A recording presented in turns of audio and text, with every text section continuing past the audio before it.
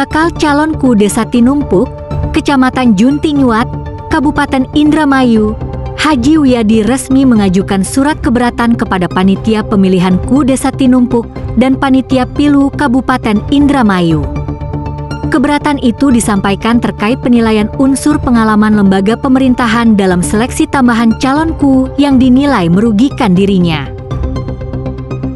Dalam surat keberatan tertanggal 21 November 2025, Wiyadi menyatakan panitia memberikan nilai 0% pada unsur pengalaman di lembaga pemerintahan dengan bobot 10%. Padahal, dirinya merupakan mantan anggota BPD Tinumpuk selama 2 periode pada 1999-2009. Selain itu, menurut Wiyadi, penilaian tersebut bertentangan dengan Pasal 55 Undang-Undang Nomor 6 2014 tentang Desa yang menyebutkan bahwa BPD merupakan unsur penyelenggara pemerintahan desa.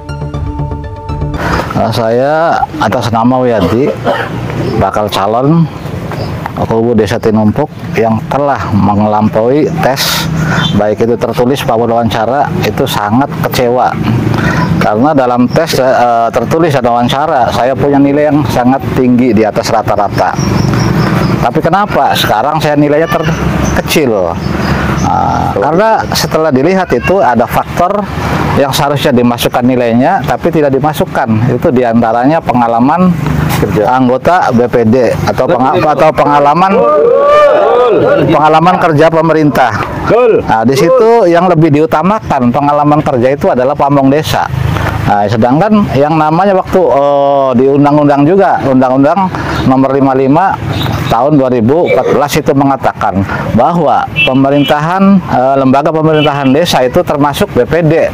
Nah, kenapa saya sebagai anggota pernah menjabat anggota BPD 2 kali tidak dimasukkan, tidak disertakan untuk penilaian? Itu yang sangat saya rugikan. Makanya dengan dasar ini saya akan akan melaporkan ke panitia baik desa, kecamatan maupun kabupaten, dan juga mau audiensi ke DPR juga.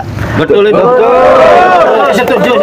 Dan juga tidak menutup kemungkinan saya akan adukan ke yang berwenang, yaitu PT UNN. Ya, itu yang perlu disampaikan pada hari ini. Saya sangat kecewa dan juga saya sangat tidak menerima atas hasil ini. Harapannya biar panitia baik dari desa, kecamatan maupun kabupaten itu bisa melihat atas dasar-dasar kebenaran itu. Masalah bocor-bocor, Pak.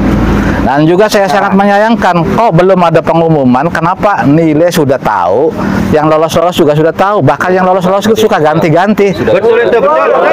Sudah tersebar di media. Ya, informasinya. Hari 3 hari yang lalu hasil tes sudah. Hari ini si A, si B, si C. Nah, besok si D, si E, si F. Itu selalu gonta-ganti. Ini ada apa? Dari berapa calon, Pak? Itu dari 8 calon itu selalu gonta-ganti. Ada yang lolos hanya 3 orang. 5 orang yang tidak lolos, ini 3 orang ini besok ganti lagi. Betul. Nah, seperti itu. Makanya tuh saya pengen kejelasan dari panitia, kok bisa begini, apa ceritanya. Lanjutkan. Kata yang namanya panitia itu rahasia, dan juga pilihan itu adalah bebas dan rahasia. Nanti kalau seperti ini, jangan-jangan pilihannya sebelum pelaksanaan sudah tahu pemenangnya siapa. Ini yang ini akan menjadi bumerang dan juga tidak mendidik masyarakat supaya cerdas dan pinter. Betul. Nah, maka dari itu saya akan melajukan, akan memperjuangkan hak-hak saya yang semestinya itu menjadi hak saya, sekarang dikosongkan. Itu yang akan saya perjuangkan, Pak. Ya. Nama saya Arjaya, saya tim ses dari Pak Haji Wiyadi. Saya meminta proses awal dari jalannya seleksi bakal calon sampai jadi calon KU Desa Tinumpuk, tolong dijelaskan dari pihak Pilu Desa Tinumpuk. Iya. Terima kasih. Tuh, satu lagi. Itu sebenarnya ada yang lebih prinsip untuk panitia sebagai yang harus di cross check itu tentang persyaratan.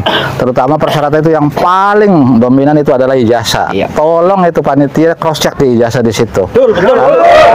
Karena yang lolos itu kebanyakan yang pakai paket-paket. Makanya saya pengen tahu itu KBM-nya di mana, tahun berapa, belajar tanda apa, bukti hadirnya mana untuk legalitasnya itu seperti apa, seperti itu. Ya, bahkan mereka tuh banyak yang lolos, makanya saya pengen tanyakan itu pada panitia. Apakah dari hasil itu nggak ada penilaian dari itu? Karena itu tercantum dalam syarat pencalonan Pilkades. Calon KUU adalah dengan syaratnya begini, bahwa bakal calon KUU adalah minimal SLTP sederajat.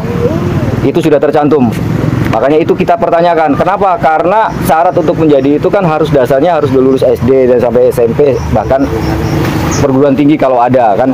Tapi kalau yang lainnya nggak ada ijazahnya kan berarti kita pertanyakan. Betul.